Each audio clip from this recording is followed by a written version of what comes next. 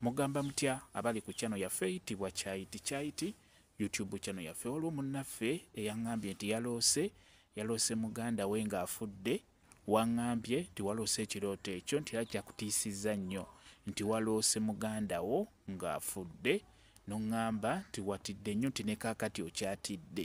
Ebiseera ebisinga buli w'oloota ekirooto kati ng'ekyo n'oloota muganda wo ng'afudde, oba taata oba maama wo oba mukwano gwo, ebiseera ebisinga kiba kizibu okutuukira nga bw'okiroose.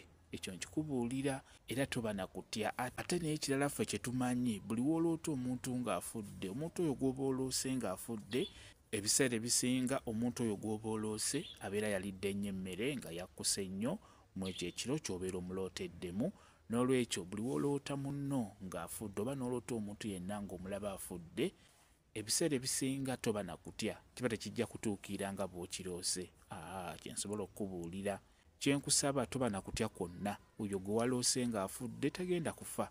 Mwebale kubeera ku channel yaffe eyitibwa Kyaiti YouTube channel yaffe. Kye mbasaba mugende mu maaso n'ogyegattako mubeere bulungi. Mweraba.